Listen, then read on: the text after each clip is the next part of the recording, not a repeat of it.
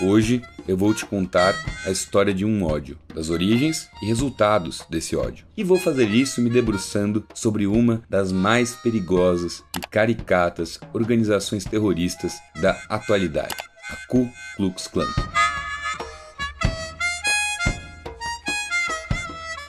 Uma organização como a Ku Klux Klan não nasce em um vácuo, ela precisa de contexto para continuar existindo também. Portanto, se a gente quer entender a Ku Klux Klan, precisamos entender um pouco a história da escravidão nas Américas.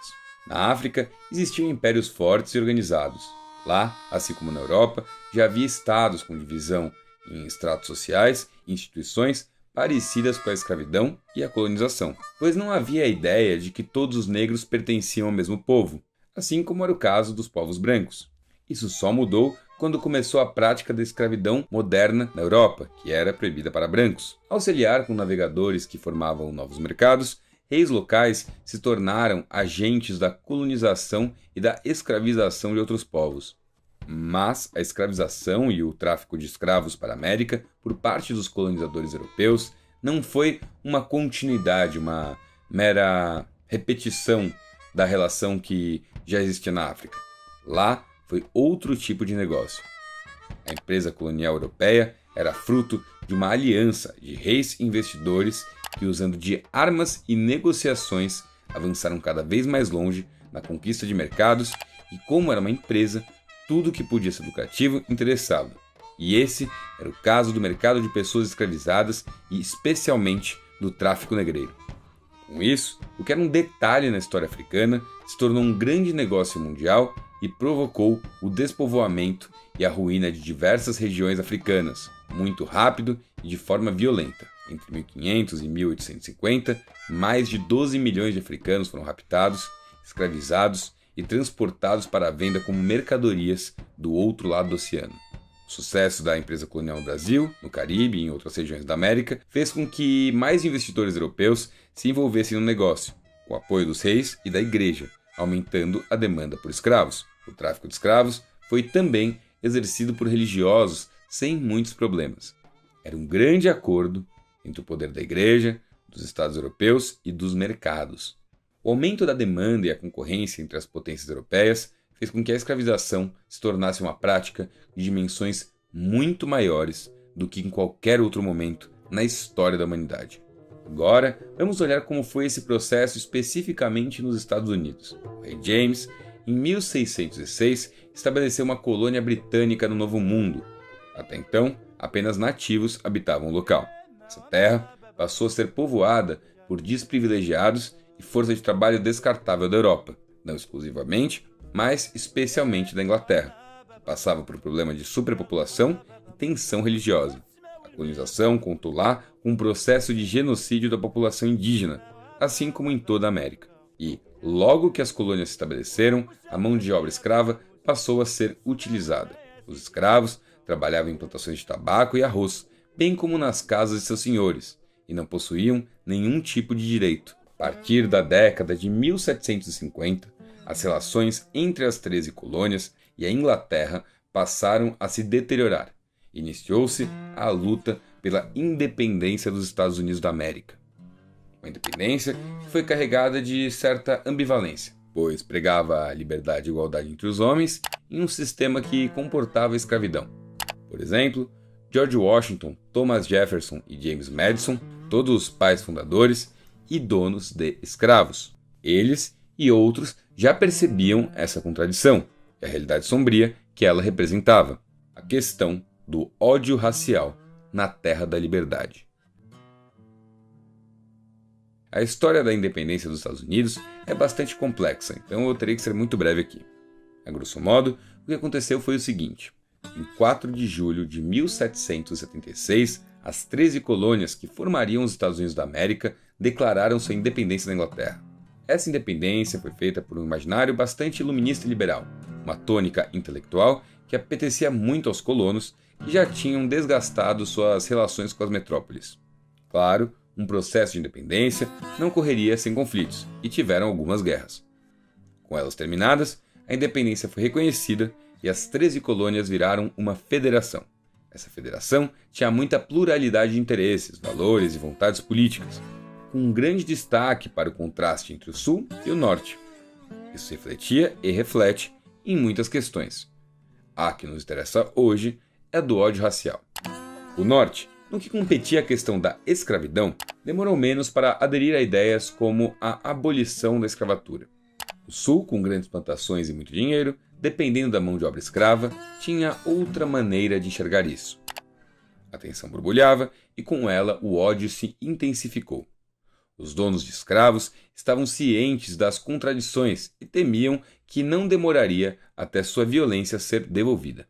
E então aplicavam mais violência e endureciam o tratamento, pois temiam a abolição. Muito bem!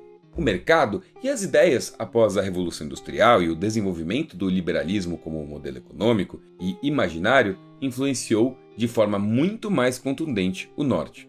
Eles focaram no desenvolvimento da indústria e necessitavam de mão de obra livre e assalariada, em especial que operasse o trabalho dentro das fábricas. A formação do operariado e da burguesia industrial do Norte produziu também uma forma específica de se encarar a atividade política e os direitos civis. Isso contrastava com o relutante Sul, embora sua produção agrária trouxesse bastante recurso para o Norte. Essa foi uma das grandes questões que levariam à famosa Guerra Civil Americana. O conflito começou no dia 12 de abril de 1861 e só teve fim no dia 22 de junho de 1865. A guerra aconteceu após o clima de tensão gerado pelas eleições de 1860, que elegeram o presidente Abraham Lincoln representante do Norte. E bom, tinha gente no Sul querendo até se separar. Em dezembro de 1860, os sulistas conceberam uma nova Constituição e oficializaram os Estados Confederados, elegendo como presidente Jefferson Davis do Mississippi e como capital a cidade de Montgomery, no Alabama. Essa foi a tal secessão e a formação dos Estados Confederados. E aí o conflito já era inevitável. Lincoln não reconhecia a independência e aí o troço explodiu. Esse confronto, junto com a Guerra do Paraguai, foram as maiores guerras de fato travadas nesse continente. O troço foi feio e morreu muita gente. Tem fontes que indicam cerca de 600 mil óbitos. Em 1864, as forças do Sul já não conseguiam mais se segurar. A situação era desfavorável para os sulistas e o seu presidente, Jefferson Davis, foi preso pelos soldados da União enquanto tentava fugir.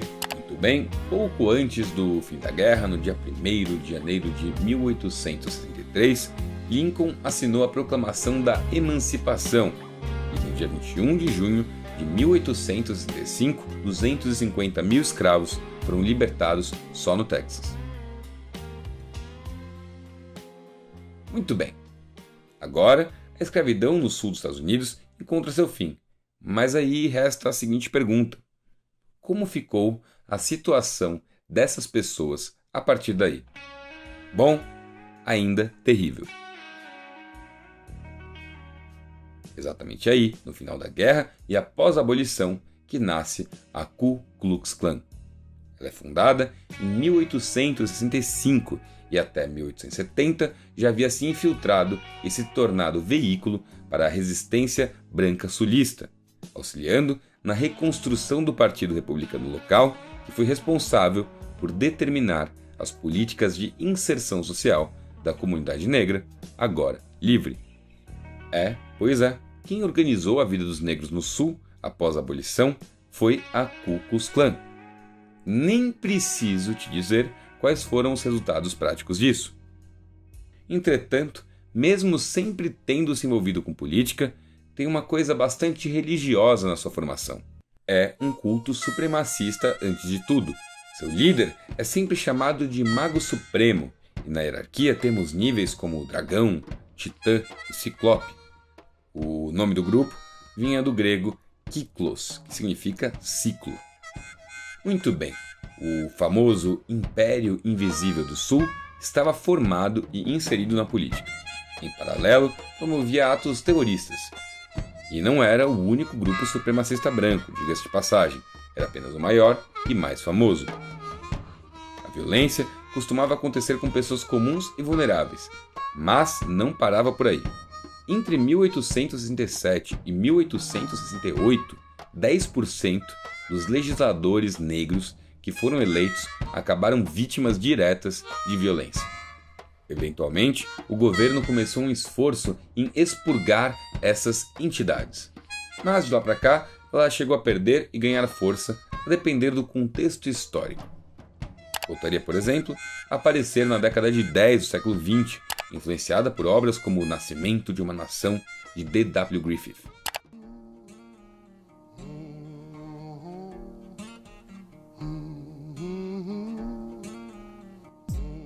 Essa segunda geração começou a diversificar seu preconceito, o estendendo a judeus, estrangeiros, trabalhadores organizados, comunistas, religiosos que não fossem protestantes e etc. Em 1920, chegou a ter mais de 4 milhões de pessoas na clã. Isso é muito, em especial levando em consideração a população do país na época. Depois da crise de 29, ficou nessa de aumentar e diminuir, se aliando a grupos que surgiam, como os nazistas e outros grupos extremistas que compartilhavam o imaginário. E percebam, essa postura não era isolada. Eles eram alguns dos mais radicais, mas o ódio e a violência racial seguiam e seguem comendo soltos no país, com muito mais força no sul. Lá também ainda se mantém firme e forte uma espécie de ideologia dos confederados.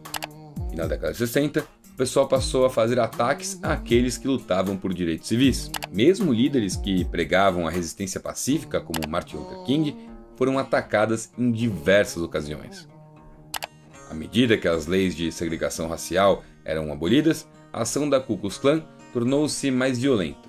Em 1963, um grupo ligado à Klan explodiu uma igreja batista em Birmingham, Alabama, e matou 4 meninas. Em 1964, 3 ativistas do movimento negro foram assassinados no Tennessee. Após essa onda de violência, a organização passa por um período de reestruturação, onde cada clã é independente para atuar como lhe convém. Apesar dessa decisão enfraquecer o movimento a nível nacional, a atitude lhe garantiu a sobrevivência até o século XXI. Em 2016, a Anti-Defamation League estimou que haveriam cerca de 3 mil membros. Já o Southern Poverty Law Center estima o dobro. Hoje em dia, existe muita movimentação do grupo, e recentemente foram pivôs na política norte-americana, em especial nas campanhas do ex-presidente Donald Trump. Segundo o próprio ex-líder da Ku Klux Klan, David Duke, Trump nos empoderou. Durante suas campanhas, Trump se recusou a rejeitar o apoio oferecido pelo grupo. Duke também presta apoio a diversos líderes de extrema-direita pelo mundo, o que faz sentido, afinal a Ku Klux Klan é uma organização civil que prega a supremacia racial branca, o racismo e o antissemitismo. Mas, não se engane, é, acima de tudo, um grupo terrorista violento, com muitas mortes por fogo, linchamento, abusos e um sem número de barbaridades nas suas costas, sendo cometidas até os dias de hoje. Teve profundo envolvimento também na invasão do Capitólio no dia 6 de janeiro de 2021. Coisa é bem séria. Existem nos Estados Unidos ao menos 29 grupos diferentes que se proclamam herdeiros da clã, que competem entre si para conquistar adeptos, doações e espaço na mídia. Eles têm revistas, congressos e uma imensa presença online, catalisada pela ascensão também da islamofobia depois de 2001, propagando que os islâmicos fazem parte dos inimigos da raça branca. Hoje, a Ku Klux Klan exerce sua atividade sem se esconder de fato, protegidos, em grande medida, atrás de um discurso de livre expressão de seu ódio. Um ódio contra povos que sempre foram oprimidos e que pretendem continuar oprimindo até a última vítima.